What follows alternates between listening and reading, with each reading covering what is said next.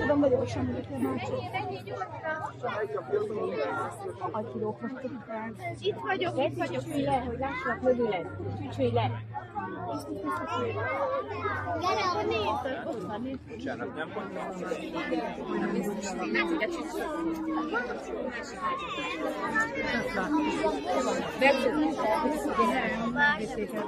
Hogy egészen biztos az élete végéig meglegyen, és rakunk rá egy műanyagot is, ami meg azért praktikus, mert távcsővel leolvasható. Ennek viszont van egy olyan hátránya, hogy lehet, hogy egy... Ja, a piros helyeken. Igen. Itt van a messze. Kap egy pici ragasztót is.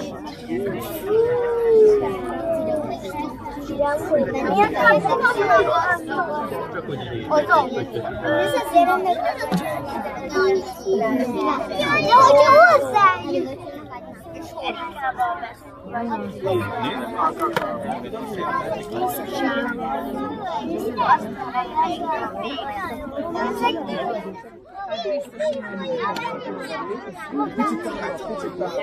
Mindjárt megfordulok, és akkor megmutatom. A lába az ennél sokkal hosszabb és egy kicsit pálcikább lesz. Itt van rajta a gyűrű, ez majd nagyon szépen fog látszódni távcsővel.